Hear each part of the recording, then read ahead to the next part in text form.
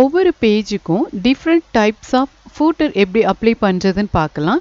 So different types of footer apply பண்ணணும் அப்படின்னா of course ரொம்ப மெயின் என்னன்னு பார்த்தீங்கன்னா செக்ஷன் பிரேக் அப்ளை பண்ணால் மட்டும்தான் உங்களால் அதை அப்ளை பண்ண முடியும்.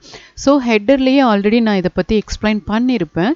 ஸோ எப்படி நம்ம செக்ஷன் க்ரியேட் பண்ணுறதுன்னு. ஸோ அது வந்து நீங்கள் கோத்ரூ பண்ணிக்கங்க. ஓகே, ஸோ எக்ஸாம்பிள் பார்க்கலாம். கீழே பார்த்தீங்க அப்படின்னா இந்த இடத்துல பாருங்க, நான் பேஜ் நம்பர் 1ன்னு கொடுத்துருக்கேன், இங்கே 2ன்னு கொடுத்துருக்கேன், எகெயின் இங்கே 1 கொடுத்துருக்கேன், இங்கே 6 கொடுத்துருக்கேன். அது மாதிரி இதனுடைய டிசைன் ஆல்சோ நம்ம மாற்றலாம். ஸோ இந்த மாதிரி செப்பரேட்டாக ஃபூட்டர் அப்ளை பண்ணுறது ரிலேட்டடாக பார்க்கலாம். Okay, so the same page தான் நான் யூஸ் பண்ணுறேன். ஆல்ரெடி இந்த பேஜுக்கு நான் செக்ஷன் அப்ளை பண்ணிட்டேன். சரிங்களா, இப்போ நம்ம என்ன பண்ணணும்னு பார்த்தீங்கன்னா ஃபூட்டர் அப்ளை பண்ண போகிறோம். அஃப்கோர்ஸ் இன்செர்ட்டில் போயிருங்க, ஃபூட்டர். ஸோ ஏதாவது ஒரு பேட்டர்னில் நீங்கள் எடுத்துக்கோங்க. ஓகே, ஸோ இப்போ பார்த்தீங்க அப்படின்னா அதுவே காமிக்குதுங்களா, ஃபூட்டர் செக்ஷன் 1, ஃபூட்டர் செக்ஷன் 2, அதே மாதிரி கீழே ஃபூட்டர் செக்ஷன் 3, 4, 5, 6 இந்த மாதிரி செக்ஷன் வழியாக காமிக்குது. சப்போஸ் நீங்கள் வந்து அதை கொடுக்கல, செக்ஷன் பிரிக்கலை அப்படின்னா ஜஸ்ட் ஹெட்டர் அண்ட் ஃபுட்டர்னு மட்டும்தான் காமிக்கும். ஓகே, ஸோ இந்த இடத்துல நான் ஃபர்ஸ்ட்டு 1ன்னு கொடுக்குறேன். 1ன்னு இருக்குது, 2ன்னு இருக்குது இல்லைங்களா. ஸோ இதுக்கு முக்கியமான விஷயம் பார்த்தீங்க அப்படின்னா ஃபர்ஸ்ட்டில் நான் கிளிக் பண்ணுறேன். இந்த இடத்துல லிங்க் டு ப்ரீவியஸ் காமிக்காது, ஹெட்டர் அண்ட் ஃபுட்டர் ஆப்ஷனில் லிங்க் டு ப்ரீவியஸ் காமிக்காது.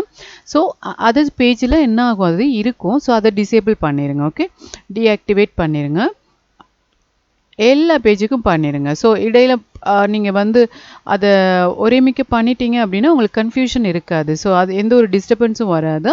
ஓகே, இப்போ நீங்கள் ஃப்ரீயாக மாற்றலாம். ஓகே, இங்கே 1ன்னு இருக்குது, இங்கே நான் வந்து என்னென்னு பண்ணுறேன் 3ன்னு கொடுக்குறேன், இல்லை 5ன்னே கொடுக்குறேன். ஸோ எந்த ஒரு சேஞ்சஸும் இங்கேயும் வரல, நெக்ஸ்ட் பேஜுக்கும் வரல. நெக்ஸ்ட் அடுத்து வந்து 3rd பேஜுக்கு நான் ஒரு 10ன்னு கொடுக்குறேன். ஸோ இந்த மாதிரி நீங்கள் என்ன பண்ணிக்கலாம், ஒவ்வொரு பேஜுக்கும் உங்களுக்கு எவ்வளோ என்ன நம்பர் இல்லை என்ன ஒரு டிசைன் வேணுமோ அதை ஆட்டோமேட்டிக்காக என்ன பண்ணிக்கலாம், நீங்கள் மாற்றிக்கலாம். ஓகே, அகைன் நான் 1 கொடுக்குறேன். இப்போ பாருங்கள், நான் அந்த ஃபர்ஸ்ட் பேஜ் இப்படியே இருக்கட்டும். செகண்ட் பேஜுக்கு நான் என்ன பண்ணுறேன்னு பார்த்தீங்கன்னா வேறு டைப் ஆஃப் ஃபூட்டர் வந்து நான் கொடுக்குறேன். அப்ளை ஆயிடுச்சிங்களா. ஸோ இந்த இடத்துல உங்களுக்கு வந்து என்ன வேணுமோ அதை நீங்கள் அதை டைப் பண்ணிக்கலாம். Okay, type here.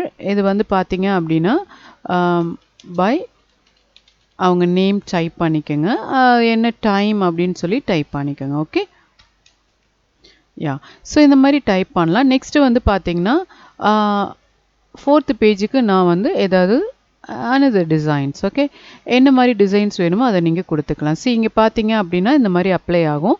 ஸோ அதே மாதிரி ஒவ்வொரு டைப் ஆஃப் ஃபூட்டர் நீங்கள் என்ன பண்ணிக்கலாம், ஒவ்வொரு பேஜுக்கும் கொடுத்துங்க. பேஜ் 4ன்னு காமிக்குது இல்லைங்களா.